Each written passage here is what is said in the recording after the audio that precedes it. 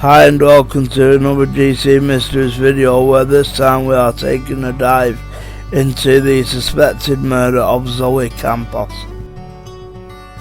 Okay, so some of you might recognise the name of the person in this case, especially if you are American and from the Lubbock area of Texas. Now, Zoe Campos was last seen alive on the evening of Sunday, the 17th of November in 2013 in Lubbock, Texas. Now, Zoe was at her sister's house, and after watching a movie together, her sister went to bed around 11:30 p.m. At 2:20 a.m. on November 18th, 2013, Zoe had texted her mother telling her that she was on her way to pick her up from work on East 34th Street in Lubbock, and that drive should have taken Zoe about 10 minutes. However, she never showed up and hadn't been seen or heard from since. Now, her mother called Zoe back, but she didn't answer, and it went to voicemail. At 8 a.m, it was discovered that Zoe was not at her sister's house and that her car was gone. When her family called her phone, it went straight to her voicemail. So, at 5 p.m. that day, her family called the police, and an APB or all points bulletin was put out on Zoe's car, a silver 4-door 1997 Lincoln Town car. A missing persons case was filed the next day. On the evening of Wednesday the 20th of November, Zoe's aunt Monica spotted Zoe's car.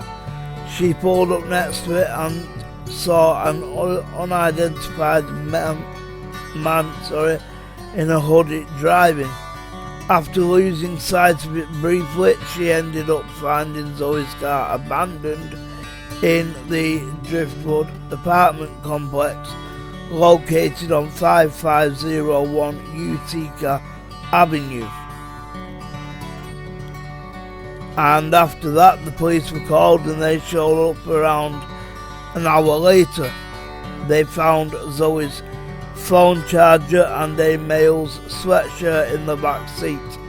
Her jacket and a roll of duct tape was found in the trunk. However, there were no good fingerprints found in the car to run through the database. Fingerprints, stuff like that can be run through the database, and you can be caught by that, but these fingerprints, we're gathering, had gloves on or something over the fingers anyway that stopped them from getting fingerprints in the car.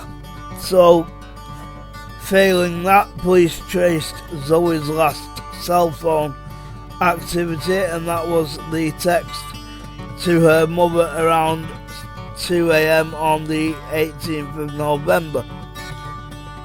To within a 1-mile radius of Lubbock Field, a football stadium near South Central Lubbock. Now, at that time, Zoe's case remained open and no charges had been filed in the case of her disappearance. And at the time of her disappearance, she was 18 years old. She was about 5 feet tall and weighed around 100 pounds, so not very tall and not very big. It would have been very easy for someone to overcome her,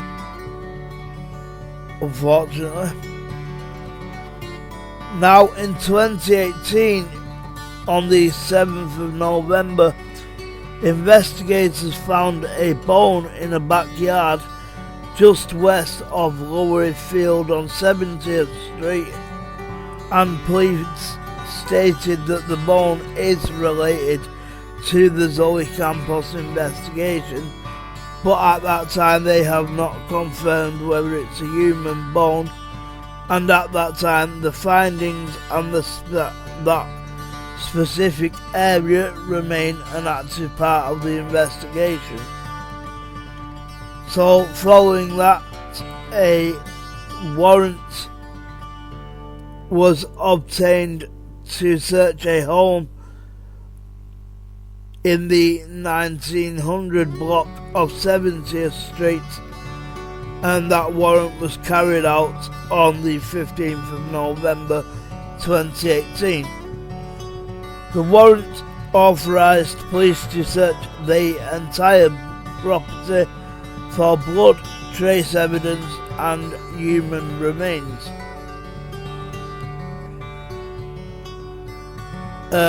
On the next day though, November 16, 2018, human remains were found buried in a backyard of a home in the 1900 block of 70th Street in Lubbock. Now the suspect, who is 25-year-old Carlos Andrew Rodriguez, was at that time in custody and had been charged in connection to the death of Zoe Campos. Now,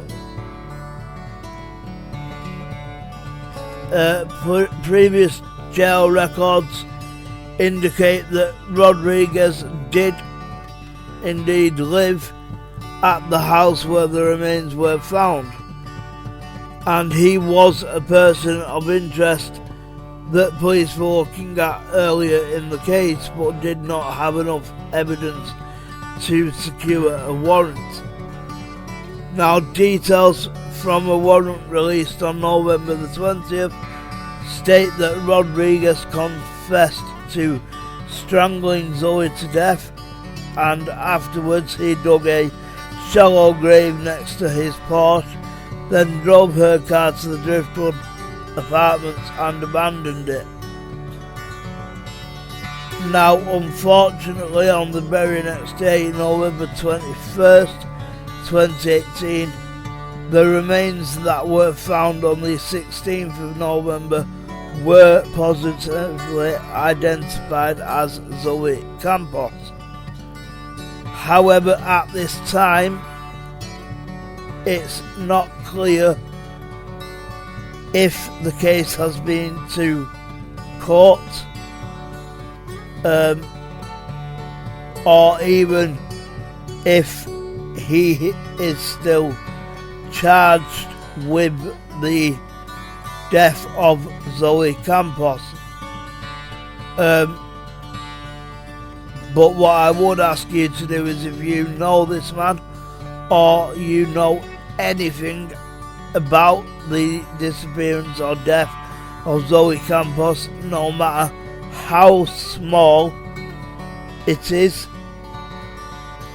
please either ring the Lubbock Police Department on 806-741-1000,